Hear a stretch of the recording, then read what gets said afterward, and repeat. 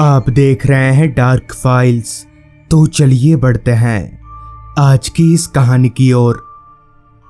वाकया अभी से तकरीबन 30 साल पुराना है। इस घटना को याद करके कभी कभी सोचता हूँ शायद मेरे मन का वहम होगा, मगर क्या एक ही वहम 3 लोगों को हो सकता है? यही सोचकर मुझे मजबूरन इस घटना को सच मानना पड़ता है। दरअसल हुआ कुछ यूं था कि एक शाम मैं, दीपक, विनोद और मनोज, हम 4 दोस्त गांव के चौपाल पर बैठकर यहाँ वहाँ की बातें कर रहे थे। तभी गांव के पोस्ट ऑफिस से डाकिया डाक लेकर अपनी साइकिल को हमारे पास रोकते हुए बोला, जी आप लोगों के नाम से चिट्ठी आई है। मैंने उस डाकिये से चिट्ठी लिया और खोलकर पढ़ने लगा। चिट्ठी हम 4 दोस्तों के 5वें दोस्त प्रभात की थी। पूरी चिट्ठी पढ़कर मैंने जैसे ही उस कागज के टुकड़े को मोड़ना शुरू किया, तभी दीपक बोला, किसका खत है भाई? तो मैंने बोला, प्रभात का खत है, उसकी शादी है, कल उसने हम सब लोगों को बुलाया है उसके गांव। प्रभात हमारा बचपन का दोस्त था, इसलिए सभी उसकी शादी में जाने के लिए एक बार में ही तैयार हो गए। मगर सभी का एक ही कहना था, जिस दिन जाएंगे उसी दिन वापस लौटकर भी आएंगे, क्योंकि सभी को अपने अपने काम से मुश्किल से एक दिन की छुट्टी मिल पाएगी। सारा कुछ तय हो जाने के बाद हम सभी अपने अपने घर आ गए। अगली सुबह ट्रेन पकड़कर हम 4 दोस्त निकल पड़े प्रभात के घर की ओर। प्रभात का गांव हमारे गांव से काफी दूर था, तो जाहिर सी बात है वहां पहुंचने में हमें काफी वक्त लगने वाला था। सुबह से शाम हो गई।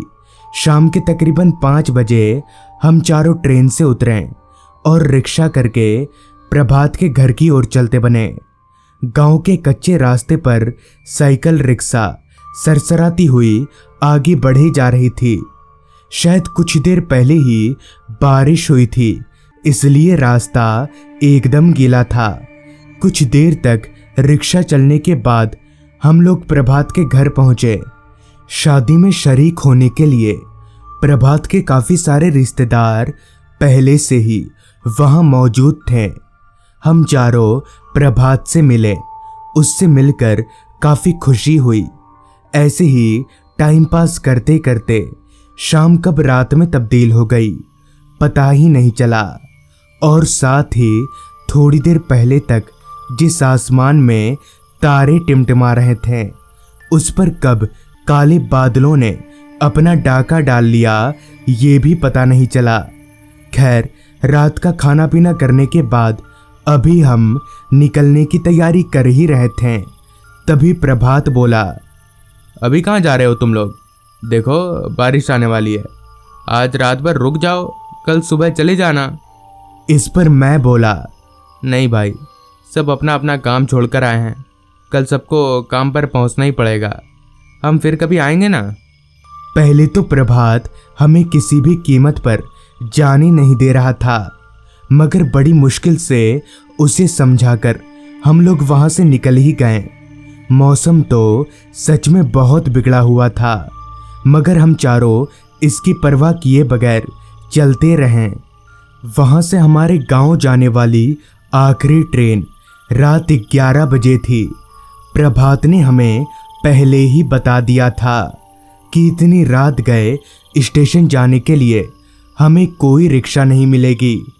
वो रास्ता जिस पर अभी हम चारों चल रहे थे वो बहुत ही डरावना दिख रहा था, क्योंकि उस रास्ते के एक तरफ घना जंगल तो वहीं दूसरी ओर सिर्फ खेत ही खेत थे।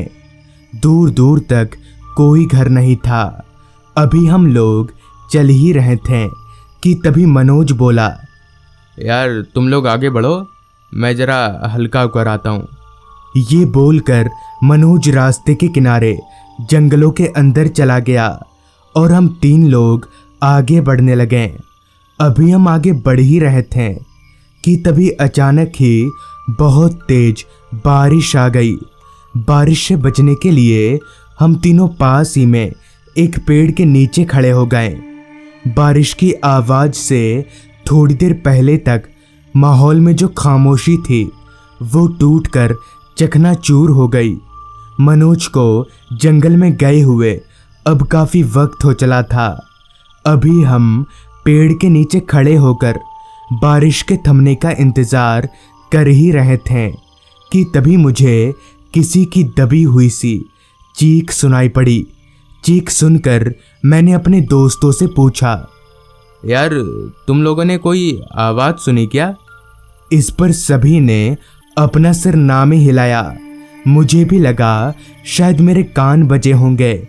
ऊपर से बारिश की आवाज़ भी बहुत तेज थी। अभी हम वहाँ खड़े ही थे कि तभी मनोज की आवाज़ आई, उधर क्या देख रहे हो तुम लोग? मैं इधर हूँ। मगर ये आवाज़ हमारे पीछे से नहीं बल्कि हमारे आगे से आई थी। लेकिन मनोज तो हल्का होने के लिए हमारे पीछे वाले जंगलों में गया था, तो फिर वो हमसे आगे कब निकल गया, ये सोचकर हम तीनों दोस्त हैरान थे। खैर कुछ ही देर में बारिश रुकी और हम चारों दोस्त स्टेशन की ओर आगे बढ़ने लगे। मगर पता नहीं क्यों मनोज अब एकदम शांत हो चुका था। किसी से भी कुछ नहीं बोल रहा था, बस अपना सिर झुकाए हमारे साथ चले जा रहा था। कुछ ही देर में हम चारों दोस्त स्टेशन पहुंचे और टिकट कटवा कर ट्रेन में चढ़कर बैठ गए। रात की ट्रेन होने की वजह से बोगी एकदम खाली थी। मनोज हमारे बगल में ही बैठा हुआ था मगर कुछ बोल नहीं रहा था। थका हुआ होने की वजह से कुछ ही देर में मेरी आंख लग गई। पता नहीं कितनी देर मैं सोया रहा, मगर जब मेरी आंख खुली तब दीपक और विनोद मुझे उठाते हुए बोल रहे थे, भाई उठ, मनोज नहीं मिल रहा। हमने मनोज को ट्रेन के सभी डिब्बों में ढूंढ लिया मगर वो कहीं नहीं मिला। कुछ ही देर में हमारा गांव आ गया और हम लोग ट्रेन से उतर गए। उसके 1-2 दिन बाद हमें पता चला कि प्रभात के गांव से मनोज की लाश मिली है। लाश उसी जंगल से मिली है जहां मनोज हल्का होने गया था। उसकी मौत एक बहुत जहरीले सांप के काटने से हुई थी। लेकिन एक बात मैं अभी तक नहीं समझ पाया कि अगर मनोज वहीं मर गया था तो फिर पूरे रास्ते और ट्रेन में हमारे साथ कौन था। तो दोस्तों, ये थी आज की कहानी। अगर आपको ये कहानी अच्छी लगी हो तो चैनल को ज़रूर सब्सक्राइब करें। तो मैं आपका दोस्त आर्यन जल्दी ही मिलूँगा आपसे ऐसी ही एक कहानी के साथ।